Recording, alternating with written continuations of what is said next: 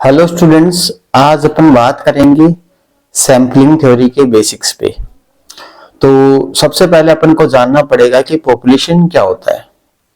तो बात करते हैं पॉपुलेशन के ऊपर। तो पॉपुलेशन का मतलब क्या होता है कि अपन जो भी स्टडी कर रहे हैं उस स्टडी के अंदर जो जो भी इंफॉर्मेशन हमारे पास है, जो भी वो कंप्लीट स्टडी अपना पॉपुलेशन का पार्ट है। जैसे मान लो अगर अपन 1000 स्टूडेंट्स की स्टडी कर रहे हैं तो 1000 स्टूडेंट का जो डेटा है वो हमारे लिए पॉपुलेशन है। ठीक है। तो पॉपुलेशन जब अपन पिक करते हैं तो पॉपुलेशन के दो पार्ट हो सकते हैं। दो पार्ट कैसे हो सकते हैं? एक हो सकता है हमारे पास फाइनाइट पॉपुलेशन। फाइनाइट का मतलब आप समझ रहे हो कि जिनको अपन कैलकुलेट कर सकते हैं, जैसे all citizens of India, workers of a factory, all tax payers above 60 years in India. ठीक है। तो इस प्रकार का जो पॉपुलेशन है वो उसको क्या कहा जाएगा? फाइनाइट पॉपुलेशन कहा जाएगा। और इनफाइनाइट का मतलब क्या होता है? अनंत, जिसको अपन कैलकुलेट नहीं कर सकते। तो all stars in milky way, numbers of bacteria in a person swarm, एक आदमी के घाव में कितने बैक्टीरिया है। तो ये सारे क्या है? ये इनफाइनाइट पॉपुलेशन का पार्ट है। तो पॉपुलेशन के भी दो पार्ट हो सकते हैं, फाइनाइट और इनफाइनाइट पार्ट हो सकते हैं। तो होप आपको पॉपुलेशन समझ आया होगा। अब चलते हैं पॉपुलेशन के आगे। अपन आज बात करेंगे सैंपल की। वैसे मैंने आपको बता रखा है सैंपल क्या होता है। तो सैंपल के लिए मैं आपको बता दूं कि सैंपल जो है वो एक पॉपुलेशन का पार्ट होता है। Sample is a part of a population. ठीक है। तो a sample is a smaller group of members of a population. एक पॉपुलेशन का कुछ ग्रुप होता है selected to represent the population, जो कि पूरी पॉपुलेशन को क्या करता है? रिप्रेजेंट करता है। फॉर एग्जांपल मैंने आपके सामने कोई पॉपुलेशन लिया है, इनमें से मैंने क्या किया? 5 लोगों का एक सैंपल ले लिया। अब इनका जो रिजल्ट आएगा वो इसके रिजल्ट को शो करेगा। अपन ये मान के चलेंगे कि जो देखो जो सैंपल जो होता है ना, सैंपल के जो कैरेक्टरिस्टिक्स होते हैं वो पॉपुलेशन में होनी चाहिए।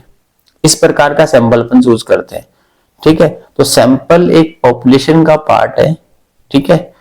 और जो कि पूरे पॉपुलेशन को रिप्रेजेंट कर रहा है। 5 लोगों का ग्रुप है जो कि पॉपुलेशन को रिप्रेजेंट कर रहा है। आगे चलते हैं अपन। सैंपल समझ आ गया होगा आपको। अब बात करेंगे सैंपलिंग के बारे में। आपने बेसिक पढ़ा होगा तो आपको आपका नाम आया होगा सैंपलिंग। सैंपलिंग है क्या? सैंपलिंग एक प्रोसेस है कि मैंने किस हिसाब से सैंपल को चूज किया। मैंने जो सैंपल को सेलेक्ट किया है, वो सेलेक्ट करने का तरीका क्या है, उसको बोलते हैं सैंपलिंग। ठीक है। तो सैंपल चूज करने के दो तरीके होते हैं। एक तो होता है प्रोबेबिलिटी सैंपलिंग और एक होता है नॉन प्रोबेबिलिटी सैंपलिंग। ठीक है। अब इन सारे मेथड्स को मैं आपको डिटेल से समझाऊंगा और बहुत ही अच्छे अच्छे एग्जांपल्स के साथ में। ठीक है। और आपको मजा आएगा, आप समझना टॉपिक पूरा। अब प्रोबेबिलिटी के अंदर 4 अपने पार्ट हैं। 4 पार्ट कौन से हैं?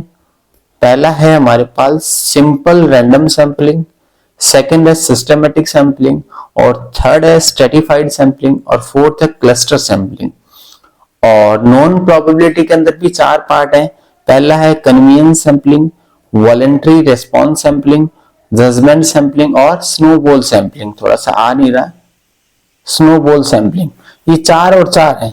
इन 8 के 8 तरीकों को अपन एक्सप्लेन करेंगे। और तो आपका बिना कोई टाइम वेस्ट करे अपन चलते हैं प्रोबेबिलिटी के first part simple random sampling पे। ठीक है।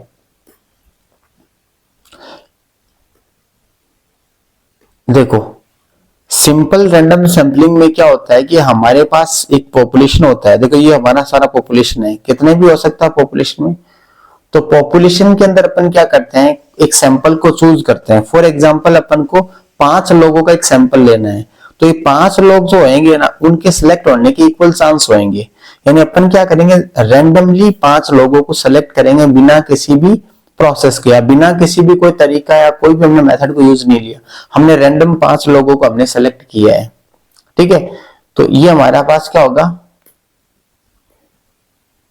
ये हमारे पास होगा simple random sampling. Simple random sampling में क्या होता है, हर एक बंदे के सेलेक्ट होने के इक्वल चांस होते हैं। तो मेरे हिसाब से आपको समझ आ गया होगा, ज्यादा इस पर टाइम वेस्ट ना किया जाए, अपन चलते हैं सेकंड पे। सेकंड वाला देखो, सेकंड जो मेथड है वो है हमारे पास सिस्टेमेटिक सैंपलिंग। अब सिस्टेमेटिक में क्या होता है, देखो इसमें भी आपको समझाता हूं। इसमें इसको साइड में करना पड़ेगा,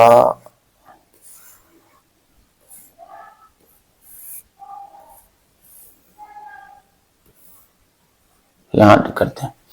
देखो सिस्टेमेटिक सैंपलिंग में क्या होता है, जैसे मेरे पास 12 लोगों का एक सैंपल है, ठीक है।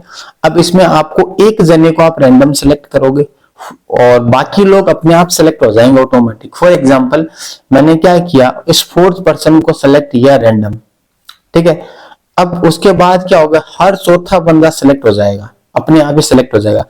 पहला अपने रैंडमली सेलेक्ट किया, अब अगला इसके बाद 8th पर्सन सेलेक्ट हो जाएगा, 8th के बाद 12th पर्सन जो 12th पोजीशन पे वो सिलेक्ट हो जाएगा, इसके बाद 16 नंबर वाला, 20 नंबर वाला, ऐसे से सारे उसके पीछे के सारे बंदे सेलेक्ट हो जाएंगे। इसको बोलते हैं सिस्टेमेटिक सैंपलिंग, जो कि प्रोबेबिलिटी सैंपलिंग का एक पार्ट है। इसमें फर्स्ट पर्सन को सिलेक्ट करेंगे अपन रैंडमली, उसके बाद क्या होगा, वो जिस पोजीशन पे है उस हिसाब से अपन बंदे सिलेक्ट कर लेंगे फॉर एग्जाम्पल। तो ये एक सिंपल रैंडम सैंपलिंग से थोड़ा सा इजी तरीका है। इसमें एक बंदे को सिलेक्ट करो, उसके बाद अपने आप ऑटोमेटिक सिलेक्शन हो जाता है। चलते हैं उसके आगे। अगला है स्ट्रेटिफाइड सैंपलिंग। और स्ट्रेटिफाइड सैंपलिंग में क्या होगा, देखो इसमें क्या होगा, हमारे पास ये पॉपुलेशन है, पॉपुलेशन के अंदर अपन क्या करेंगे, कुछ ग्रुप्स बनाएंगे, उसको बोलते हैं स्ट्रेटा, ठीक है। हमने ग्रुप बना दिए, जैसे 1 2 3 और 4 हमने ग्रुप बना दिए। अब इन ग्रुप में अपन रैंडम सिलेक्शन करेंगे। इस ग्रुप में से मैंने क्या ले लिया, 4 लोगों को सिलेक्ट कर लिया। इस ग्रुप से मैंने क्या किया, 4 लोगों को सिलेक्ट कर लिया। इस ग्रुप से मैंने 4 लोगों को सिलेक्ट कर लिया। इस ग्रुप से मैंने क्या किया, 4 लोगों को सिलेक्ट कर लिया। इस प्रकार की जो सैंपलिंग होती है उसको स्ट्रेटिफाइड सैंपलिंग बोलते हैं। उसके आगे चलते हैं अपन, क्लस्टर सैंपलिंग। क्लस्टर सैंपलिंग भी स्ट्रेटिफाइड सैंपलिंग जैसा ही है। इसमें क्या होता है कि अपन ग्रुप कर, देखो पहले वाले में क्या होता था, जो हमने स्ट्रेटा जो सिलेक्ट किया था उसमें से 4 बंदे, ऐसे कुछ बंदे सिलेक्ट कर रहे थे, पूरे ग्रुप को सिलेक्ट नहीं कर रहे थे। इसमें क्या होगा, इसमें देखो थोड़ा सा डिफरेंस है, थोड़ा सा। हमारे पास क्या ये पॉपुलेशन है, इस पॉपुलेशन से हमने क्या करेंगे, क्लस्टर अपन ग्रुप बनाएंगे, जैसे 1 2 ऐसा ग्रुप बना दिया। अब इन ग्रुप को अपन आगे लेके जाएंगे, किसके लिए, रैंडम सिलेक्शन के लिए। अब इनमें से अपन कुछ ग्रुप को सिलेक्ट कर लेंगे, ये पूरे के पूरे ग्रुप सिलेक्ट हो जाएंगे। तो हमने क्या किया, इसको बोलते हैं क्लस्टर सैंपलिंग। इसमें क्या होता है, पॉपुलेशन को कुछ ग्रुप्स में डिवाइड किया, अब उन ग्रुप्स को अपन आगे लेके गए और उनमें से अपने रैंडम सैंपलिंग में पूरे ग्रुप उठा लिए, 4 लोगों के, 5 लोगों के सिंपल ग्रुप अपन ने क्या कर लिए, पिक कर लिए। ये होता है क्लस्टर सैंपलिंग, जो कि एक अच्छा एग्जाम्पल है। वो इससे अपन बहुत इजीली कर सकते हैं सैंपलिंग। आगे चलते हैं, अब बात करते हैं नॉन प्रोबेबिलिटी सैंपलिंग। इसमें क्या, सिलेक्शन करने का इक्वल चांस नहीं होता। देखो पहले तो क्या था कि अब ग्रुप सेलेक्ट करेंगे तो कोई भी बंदा सिलेक्ट हो सकता था, पर यहाँ पे ऐसा नहीं है। अब यहाँ पे देखो पहला केस, देखो पहला केस मेरे पास क्या है, पहला है कन्वीनियंस सैंपलिंग। अब कन्वीनियंस का मतलब नाम समझते हो, इसका मतलब क्या होता है, कन्वीनियंट, जो बहुत इजीली अप्रोचेबल है। यानी कि मान लो मैं रिसर्चर हूं और मैं सिलेक्शन के लिए गया या सैंपलिंग के लिए गया कि मैं मेरे सैंपल सिलेक्ट करूंगा, तो ये मेरे पास क्या है, ये पूरा पॉपुलेशन है, पूरा पॉपुलेशन मेरे पास है। अब इस पॉपुलेशन में मैं इन 5 लोगों को बहुत इजीली अप्रोच कर सकता हूँ, ये मेरे जानकार हैं, मैं इनको इजीली अप्रोच कर सकता हूँ। तो मैंने इनको क्या लिया, एज ए सैंपल चूज कर लिया। तो ये क्या है, कन्वीनियंस सैंपलिंग। इसमें देखो sampling the members are selected which are most convenient for the researcher, जो रिसर्चर के लिए बहुत ही अप्रोचेबल है, उन बंदों को हमने क्या कर लिया, सेलेक्ट कर लिया। इसको बोलते हैं कन्वीनियंस सैंपलिंग, जो कि नॉन प्रोबेबिलिटी सैंपलिंग का एक पार्ट है। आगे चलते हैं, अगला है वॉलंटरी रिस्पॉन्स सैंपलिंग।